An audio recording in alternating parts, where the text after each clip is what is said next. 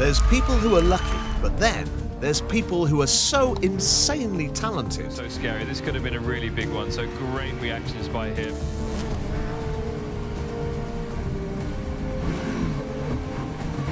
They just make it look easy. These are the most insane skills you'll ever see. Yeah, Gasly, no wonder. Oh, and that could have been very nasty. Starting off with this crazy Eau Rouge pass. Tell the grandchildren, tremendous. Just imagine the level of precision Bottas needed to execute this pass. That's gutsy, but it's nothing compared to what Hamilton did at the British Grand Prix. Catch him from there, but who knows how this race is going to end. Through the failed chicane, look how difficult it was to stop. Hamilton leading on 3 wheels on the last lap. Damn! And of course, you know what happened next. But for Lewis Hamilton, the checkered flag will come in the nick of time for a 7th British Grand Prix victory. The crazy part is how Verstappen was closing in the entire time. And about a minute into the last lap, Verstappen was just 4 corners behind. Imagine the pressure. Later, you'll see this driver creating the most skillful moment of all time. But this billion-dollar man showed pure skill when pushing 200 kmph with a shredded tyre was something. Alonso made it look like nothing. Michael goes to the inside, tries to block the line into 130 and Alonso having none of it.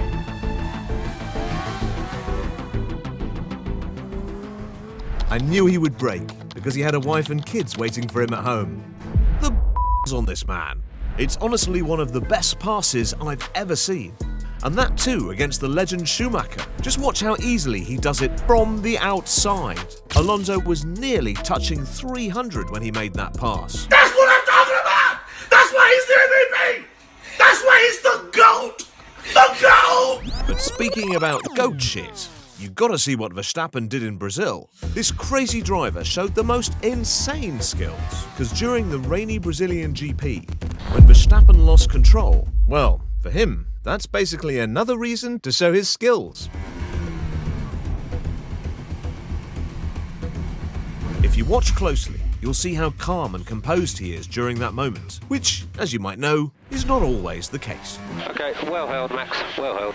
Verstappen did solve that issue with his skill, but that doesn't mean he had no more problems. I mean, the race was far from over, but when he had to pit for fresh wets, the race was almost over. And the problem? Verstappen got dropped back to P16. So in those last 16 laps, from P16, Verstappen had to do something magical. And guys, trust me when I say this. What magic he did. So much so that even his competitors applauded him. But let him get close to others on track, and we'll get back to him. Till then, you gotta check out Isaac Hadjar's unforgettable save. And that's a scary place to be behind. Oh my goodness me. So scary. This could have been a really big one. So great reactions by him.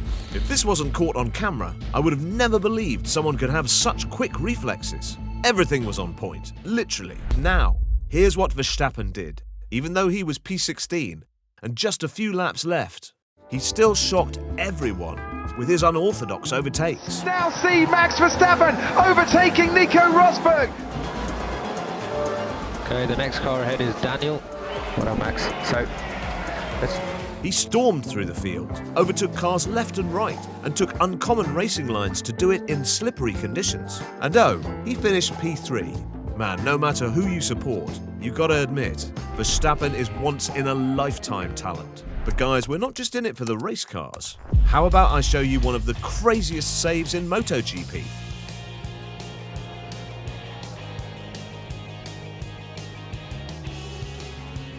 Luck or skill? I'll let you be the judge. Just remember, he was cruising at over 150 kmph.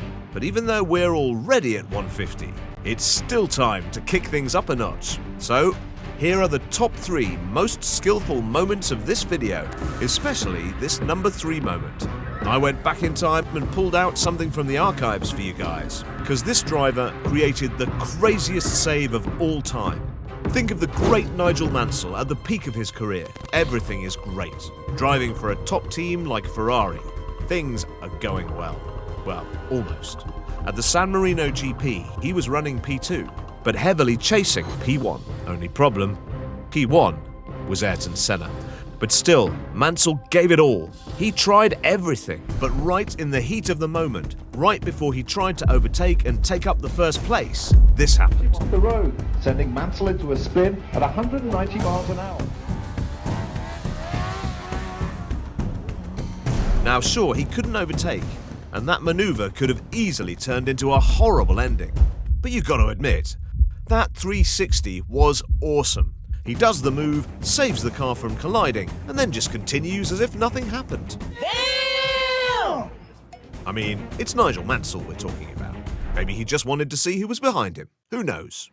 But guys, there are regular drivers, there are F1 drivers like Nigel Mansell, but then there are rally car drivers.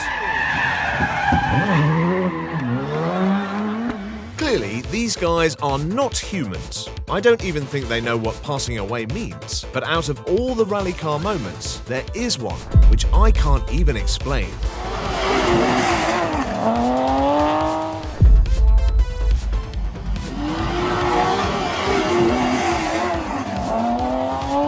This is what a high-risk rally car save looks like. Saving your car from going off track mid-air. What?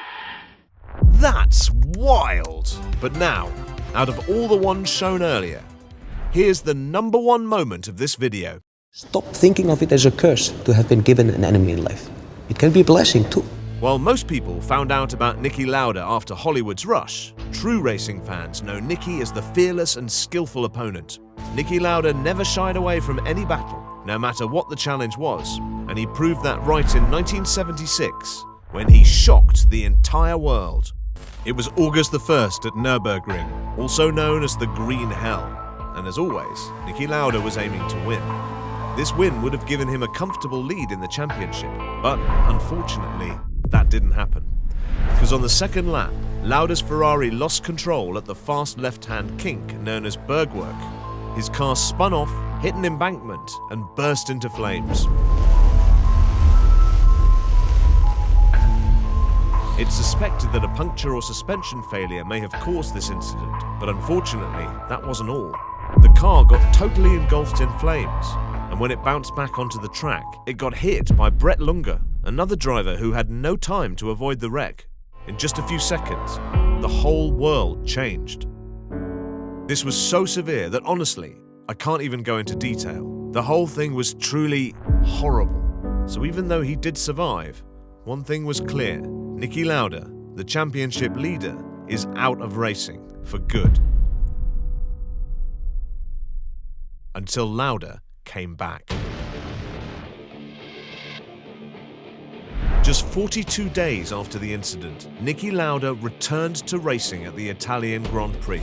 This was undoubtedly the most legendary moment of the decade.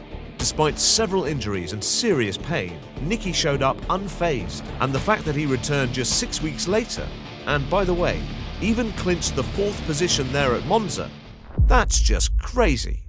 I mean, physical injuries aside, the mental scars, which an incident like that makes you have, would easily stick with you forever. But Niki still showed up, and like always, he dominated. There was difficult times, or difficult race, or disappointments. He was there.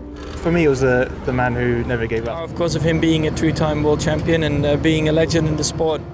This is what a true legend looks like. The man full of skill and unwavering determination. The man who never gives up. That, my friends, was Niki Lauda.